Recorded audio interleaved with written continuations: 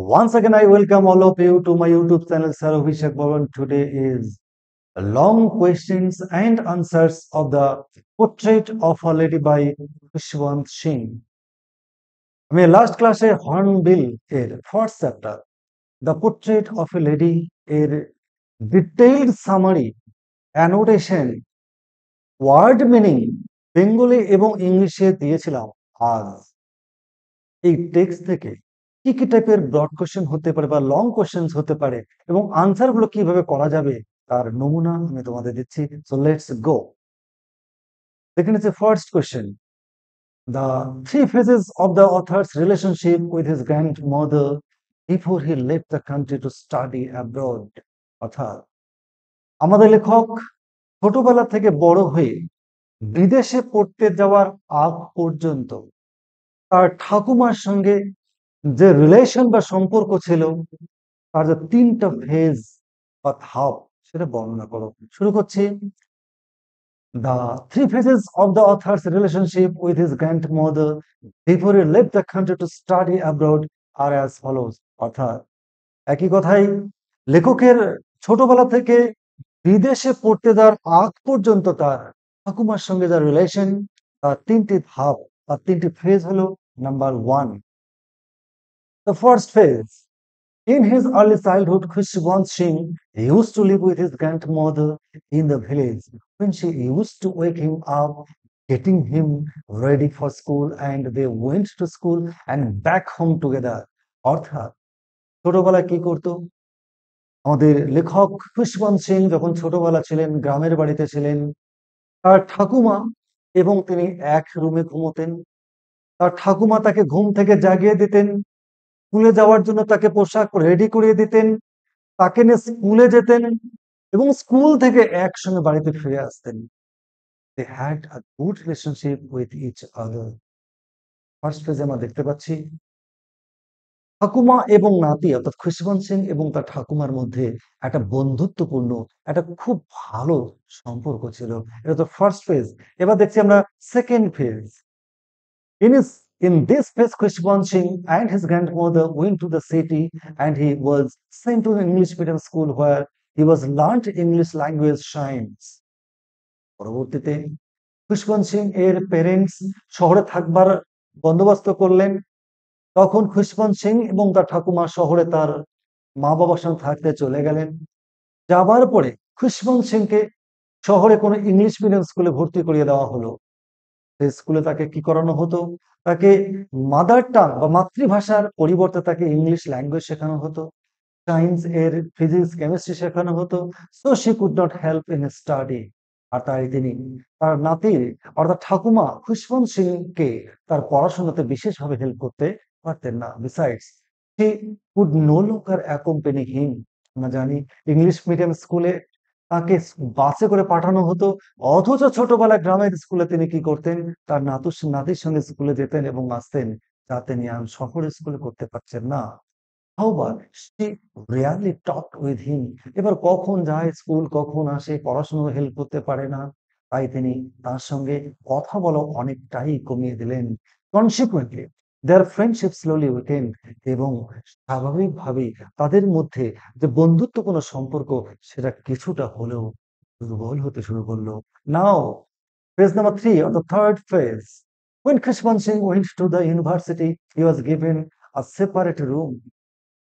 তারপরে স্কুলের গণ্ডি পেরিয়ে তাকে যখন ইউনিভার্সিটিতে পাঠানো হলো, খুশবন্ত সিংকে আলাদা রুমে ঘুমোতে দেওয়া হতো, তার ঠাকুমাকে সেপারেট রুমে ঘুমোতে দেওয়া হতো। His grandmother kept herself busy in her private life and accepted her lonely life. আমরা জানি অর্থাৎ লেখকের ঠাকুরদাদা মারা যাবার পর তার ঠাকুমা খুশবন্ত সিং অর্থাৎ লেখককে নিয়ে তিনি আনন্দে খুশিতে দিন কাটাতেন। কিন্তু শহরে আসবার পর তাদের মধ্যে যখন ছেদ হয়ে গেল, তার মধ্যে ডিস্টেন্স তৈরি হয়ে গেল, তখন তিনি নিঃসঙ্গ হয়ে পড়লেন। তিনি তার নিঃসঙ্গ জীবনটাকে তিনি গ্রহণ করলেন এবং কমপ্লিটলি তিনি তার ব্যক্তিগত জীবনে ফিরে গেলেন। তিনি প্রার্থনা করেন, তার নিজস্ব কিছু কাজকর্ম করেন। The last long friend relationship snapped এবং তাদের দীর্ঘদিনের যে বন্ধুত্বপূর্ণ সম্পর্ক সেটা কি হয়ে গেল? ছেদ হয়ে গেল। These are the three phases of regarding the relationship between the author and his grandmother. তো এই ৩ টা ফেজ আমরা আলোচনা করলাম। এই ৩ টা ফেজ তোমরা খুব সুন্দর করে বুঝবে, পড়বে এবং পরীক্ষায় যখন আসবে তখন তো নিজের ভাষায় লিখবে। যা তোমাদের এইখান থেকেই শর্ট কোয়েশ্চেন, এমসিকিউ কোয়েশ্চেনও আসতে পারে, যা তোমরা খুব স্মার্টলি করতে পারবে। চলো আমরা দেখে নেব কোয়েশ্চেন নাম্বার 2। কোয়েশ্চেন নাম্বার 2 তে কি আছে? 3 reasons why the author's grandmother was disturbed when he started going to the city school. যখন লেখক কি হলেন? শহরের স্কুলে গেলেন, তাকে স্কুলে পাঠানো হলো, তখন তার ঠাকুমা ডিস্টার্বড ফিল করলেন কেন? চলো দেখি। The author's grandmother was disturbed when he started going to the city school. The reasons are as follows. ৩টা কারণে শহরের স্কুলে পাঠানোর জন্য আমাদের লেখকের ঠাকুমা ডিস্টার্বড ফিল করেছিলেন। সেই কারণ ৩ খানা হলো, যেমন দেখো, number 1, the author went to school in bus. আমরা জানি শহরের স্কুলে, ইংলিশ মিডিয়াম স্কুলে তাকে বাসে করে স্কুলে যেতে হতো। So she could not accompany the author, which was the cause of her disturbance because this broke her connection with him in some extent. শহরের স্কুলে যাওয়ার পর বাসে যাওয়ার জন্য তিনি স্বাভাবিকভাবে ছোটবেলায় যেতেন এবং আসতেন, তাদের মধ্যে বন্ধুত্বের একটা গাঢ় সম্পর্ক তৈরি হয়েছিল। তা কিন্তু বাসে যাওয়ার ফলে তিনি তার সঙ্গে সঙ্গী হয়ে যেতে পারতেন না, আসতেও পারতেন না। এবং তাদের যে দীর্ঘদিনের যে সম্পর্ক সেটা কি হয়ে গেল? রোগ হয়ে গেল, কিছুটা হলেও ছেদ গঠন করলো, ছেদ হলো, যা কিনা ঠাকুমাকে অর্থাৎ লেখকের গ্র্যান্ডমাদারকে ভীষণভাবে ডিস্টার্ব তৈরি করে দিল। নাও ২ নম্বর কারণ, she was extremely disturbed when she came to know that the subjects were taught to him, physics, chemistry, etc. তিনি আরো ভীষণভাবে তিনি ডিস্টার্ব ফিল করলেন যখন তিনি জানতে পারলেন তার নাতিকে শেখানো হতো সায়েন্স, এর physics, chemistry etcetera, and he was taught western culture. দেশীয় সংস্কৃতির পরিবর্তে তাকে বিদেশি কালচার শেখানো হতো। তাতে খুব ভীষণভাবে তিনি ডিস্টার্ব ফিল করলেন। She could not help him in his study because she knew neither science nor English. তিনি আরো ডিস্টার্ব ফিল করলেন কেন? তিনি সায়েন্স বা ইংলিশ তাকে শেখানো হতো, যা তিনি কোনোটাই পারতেন না। তাই তিনি তাকে তার পড়াশোনাতেও তার নাতিকে হেল্প করতে পারছিলেন না। So she felt disturbed, আর তাই তিনি ডিস্টার্ব ফিল করলেন। ৩ নম্বর কারণটা ডিস্টারবেন্সের। It was unbelievable to her that her grandchild was not about God and the scriptures. তিনি বিশ্বাসই করতে পারছিলেন না তার নাতিকে দেবী ভগবান এবং ধর্মীয় গ্রন্থ বা ধর্মীয় পাঠ দেওয়া দেওয়া হতো না। Instead of it, he was taught music, which disturbed her the most. তার পরিবর্তে তাকে মিউজিক, ওয়েস্টার্ন মিউজিক, সংস্কৃতি তাকে শেখানো হতো, যা কিনা তার ঠাকুমাকে ভীষণভাবে ডিস্টার্বড বা ডিস্টারবেন্স তৈরি করে দিয়ে। These are the 3 reasons for which the author's grandmother felt very much disturbed. Next, question number 3. Key ways in which the author's grandmother spent her days after he grew up. লেখক ছোট থেকে যখন বড় হলেন, এই বড় হওয়ার পর তার ঠাকুমা ৩টি পদ্ধতি বা ৩টি ওয়েতে তিনি তার জীবনটাকে তিনি অতিবাহিত করতেন বা তার দিনগুলোকে কাটাতেন। সেই ৩টি পদ্ধতি কি, কি? বা ৩টি ওয়ে যেভাবে তিনি জীবন কাটাতেন বা দিন কাটাতেন বা টাইম পাস করতেন, সেটা হলো নিম্নরূপ। দেখো, The author's grandmother changed a lot since he grew up. অবশ্যই তাই। উম আমাদের লেখক যখন বড় হলেন, তখন বড় হতে, হতে এই যে সময়টা, এই সময়ের মধ্যে তার ঠাকুমা ভীষণভাবে পরিবর্তিত হলেন। The 3 ways are as follows. সেই যে ৩টি পদ্ধতিতে তিনি তার জীবন অতিবাহিত করতেন, সেটা হলো নিম্নরূপ। Number 1, most of the time the author's grandmother spent by sitting at a spinning wheel. তার দিনের বেশিরভাগ সময় তিনি কি করতেন? স্পিনিং হুইলে বসেই তিনি কাটাতেন। ২ নম্বর, she kept herself busy in reciting prayers sitting in the spinning wheel without talking with any other else. তিনি তার স্পিনিং হুইলে বসতেন এবং তিনি কি করতেন? তার যা ব্যক্তিগত কাজ, যেমন রিসাইটিং প্রেয়ার্স, অর্থাৎ তিনি প্রার্থনা করতেন, মালা জপতেন। নাম্বার 3 নম্বর কি? at the afternoon spent quite joyful moment. সন্ধ্যের ঠিক আগ মুহূর্তে সূর্যাস্তের ঠিক আগে তিনি কি করতেন, যে টাইম ০.৫ ঘন্টা বা ১ ঘন্টা টাইম কাটাতেন, সেটা স্যার ছিল ভীষণ জয়াস, ভীষণ আনন্দ ঘন। দেখি সেটা কি? She used to sit in the veranda and threw the pieces of the bread of the sparrows which used to sit on her body. ঠিক সূর্যাস্তের আগে হাজার হাজার পাখিরা কি করতো, তার বাড়িতে, পায়রারা তার বাড়িতে আসতো। আসার পরে বারান্দায় ছড়িয়ে ছিটে থাকতো। তার শরীরের বিভিন্ন অংশে পাখিগুলো হাতে, কাঁধে এসে তারা বসতো। সে এনজয়েড ইট ভেরি মাচ। এই যে পাখিরা আসতো, তাকে, তার সঙ্গে সঙ্গ দিত, তার কাঁধে বসতো, পায়ে বসতো, এটাকে ভীষণভাবে তিনি এনজয় করতেন। It was the happiest time of a day. এটা ছিল তার সারাদিনের সবচেয়ে গুরুত্বপূর্ণ আনন্দের মুহূর্ত।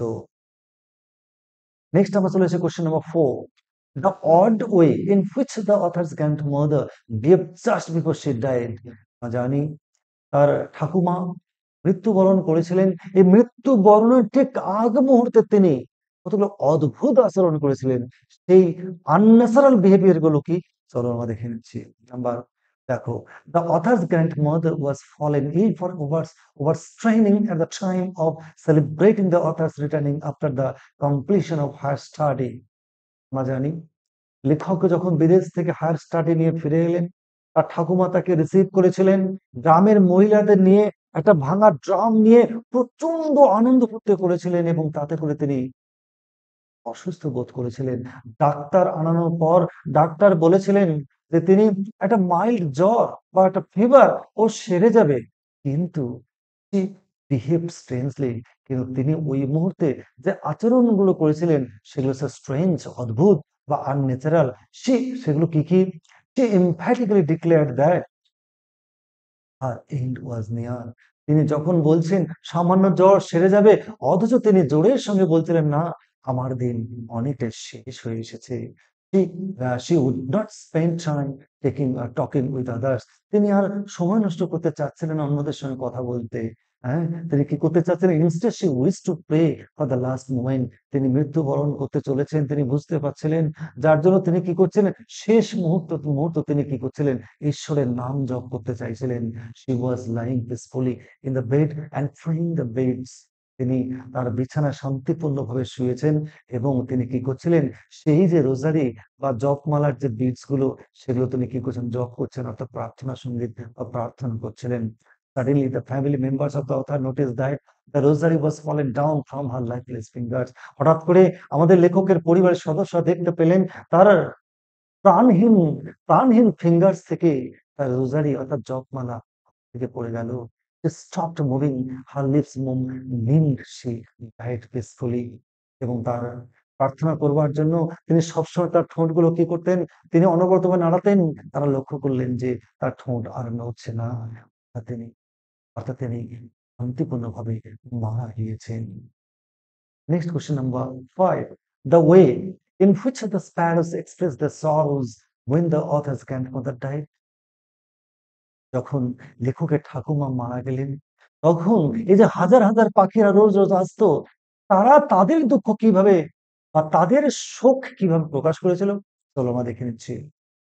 In the evening, when everything was ready for the cremation of the author's grandmother's dead body, the thousands of sparrows sat around the dead body. যখন সমস্ত কিছু রেডি, হিন্দু রীতি অনুসারে যখন কেউ মারা যায় তখন তার ডেড বডিকে তাকে পোড়ানো হয়। এই যে নিয়ে যাবে যখন পোড়াতে, ঠিক তার আগ মুহূর্তে হাজার হাজার স্প্যারোসরা, যারা প্রতিদিন সন্ধ্যাবেলা আসতো, তারা সেদিনও এসেছে। এসে কি করেছে? অথরের যে ঠাকুমার যে ডেড বডি, তাকে ঘিরে তারা ছড়িয়ে ছিটে বসেছে। At that moment they did not cheer up. এই মুহূর্তে প্রতিদিন সেই পাখিরা আসতো, কিচিরমিচির করতো, চিরাপিং করতো, তারা আনন্দ করতো, কিন্তু সেই দিন তারা একদম কিচিরমিচির করছিল না। তারা কি করছিল? তার পরিবর্তে they remained silent. তার পরিবর্তে তারা নীরব, নিস্তব্ধ থেকে গেল। The author's mother threw some pieces of the bread, but they did not show any interest of taking the food. লেখকের মা দুঃখ বোধ করছিলেন পাখিগুলোর জন্য। তিনি কি করলেন? কতগুলো রুটির টুকরো ছড়িয়ে দিলেন পাখিগুলোর জন্য। হায়! পাখিগুলো যেন সেদিন কি করছিল না? একটিও খাবারের টুকরো তুলে নিল না। তারা কোনো আগ্রহই দেখালো না। The family members of the author carried away the dead body for the last rite. এবং পরবর্তীতে পরিবারের সদস্যরা তার লেখকের ঠাকুমার ডেড বডি নিয়ে চলে গেল তার শেষকৃত্য সম্পূর্ণ করবার জন্য। Then the birds flew away, এবং তারপরে পাখিরাও ওখান থেকে উড়ে চলে গেল। In this way they paid their silent tribute to the author's grandmother. এইভাবেই হয়তোবা পাখিগুলো তাদের নীরব লাস্ট শ্রদ্ধা জ্ঞাপন করেছিল তার লেখকের প্রিয় তোমার প্রতি। আমরা এরপরে এই দেখলাম 5টা কোয়েশ্চেন আমি আলোচনা করলাম, এইভাবে তোমরা আনসার করবে। এরপরে তোমাদের এক্সারসাইজ, অর্থাৎ ডু দিস ইয়োরসেলফ। আমরা তোমরা কেমন শিখলে, কেমন জানলে, তো তার পরীক্ষার জন্য আমি তোমাদের 5খানা কোয়েশ্চেন দেব। এই কোয়েশ্চেন 5খানা তোমরা কি করবে, নিজের ভাষায় তোমরা সামারিটা বা আমাদের লেখাটা তোমরা আরেকবার পড়ে নেবে। প্রত্যেকটা প্রশ্নের উত্তর কিন্তু ওখানে দেওয়া আছে। তোমরা এই 5খানা প্রশ্নের উত্তর তোমরা কি করবে, নিজেরা তৈরি করবে, বানাবে। আর যদি না পারো অবশ্যই কমেন্ট বক্সে দেবে, আমি পরবর্তী ক্লাসে এই 5খানা প্রশ্নের উত্তর আমি দিয়ে দেবো। চলো ফার্স্ট কোয়েশ্চেন দেখে নিচ্ছি। How does the author Khushwant Singh depicted the picture of grandmother? অর্থাৎ এই যে the portrait of a lady গল্পে খুশবন্ত সিং তার ঠাকুমাকে কিভাবে চিত্রিত করেছেন। Next question number 2, how did the author's grandmother spend the days in the village? লেখকের ঠাকুমা গ্রামে তার রুটিন লাইফ, তিনি তার কিভাবে তার জীবনযাপন করেছিলেন। Now question number 3, justify the title of the story the portrait of a lady. এই যে গল্পটা the portrait of a lady, এই যে টাইটেল, এই যে নামকরণ, এটা সার্থক হলো কিনা বা সঠিক হলো কিনা প্রমাণ করো। Next question 4, describe the stories that the author consider as the fables of the prophets. এই যে the portrait of a lady গল্পে কিছু গল্পের উল্লেখ আছে, কোন সেই গল্পগুলো, এবং সেই গল্পগুলো ব্যাখ্যা করো যে গল্পগুলো আমাদের লেখকের কাছে মনে হচ্ছে ফেবলস, রূপকথা গল্প বা কাল্পনিক গল্প। Next question 5, describe the activity that the author's grandmother find most relaxing in the city. তো এই গল্পে আমাদের লেখকের ঠাকুমা যে শহরে থাকতেন, তার যে রিল্যাক্সিং, বেশ নিজেকে একটা আনন্দের সময় যাপন করেছিলেন কিভাবে, কি কি কর্ম করে, সেটা ডিটেলস বর্ণনা তুমি দাও। এই হলো 5খানা কোয়েশ্চেন। এরপর আরো প্রশ্ন আমি দেব ঠিক নেক্সট ক্লাস, অর্থাৎ ঠিক পরের দিন বুধবার ঠিক সন্ধ্যা 6টায়।